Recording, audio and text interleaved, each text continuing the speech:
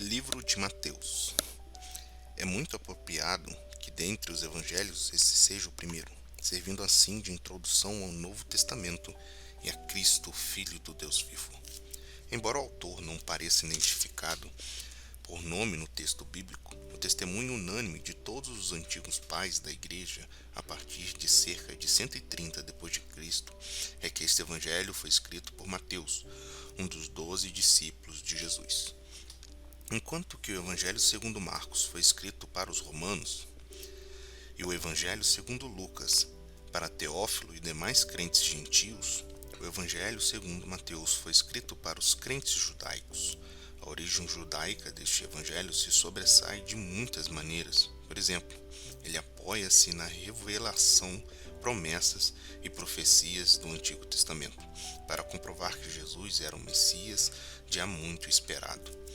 Faz a linhagem de Jesus retroceder até Abraão. Declara repetidas vezes que Jesus é o filho de Davi. Usa preferencialmente a terminologia judaica como reino dos céus, um sinônimo de reino de Deus. Por causa da reverente relutância dos judeus quanto a pronunciarem literalmente o nome de Deus, e faz referência a costumes judaicos, sem maiores explicações. Este evangelho, porém, não é exclusivamente judaico, assim como as mensagens do próprio Jesus. O Evangelho segundo Mateus visava, em última análise, a igreja inteira, revelando fielmente o escopo universal do Evangelho. A data e o local onde este Evangelho foi escrito são incertos. Há, no entanto, bons motivos para crer que Mateus escreveu antes de 70 d.C., estando na Palestina ou em Antioquia, da Síria. Certos eruditos bíblicos creem que Mateus foi o primeiro dos 4 evangelhos a ser escrito. Outros atribuem essa primazia ao evangelho segundo Marcos.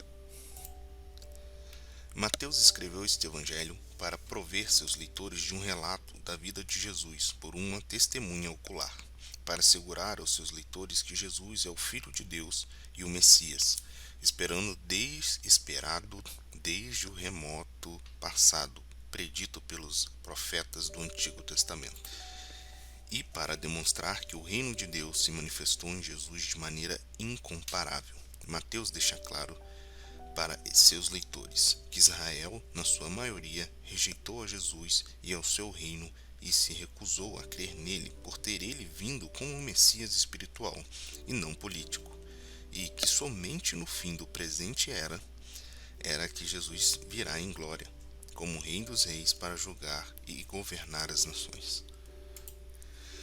Mateus apresenta Jesus como o cumprimento da esperança profética de Israel.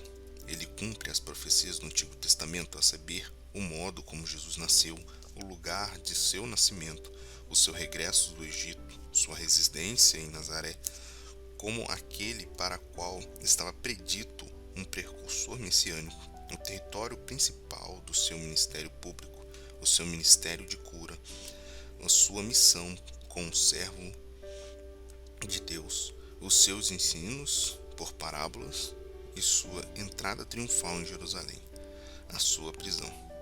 Os capítulos 5 a 25 registram 5 principais sermões e 5 principais narrativas de Jesus em torno de seus atos poderosos como Messias.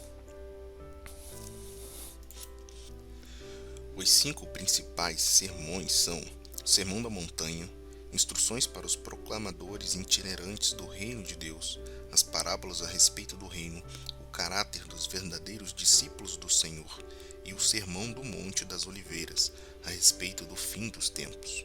As 5 principais narrativas desse evangelho são: Jesus efetua obras poderosas em testemunho da realidade do seu reino.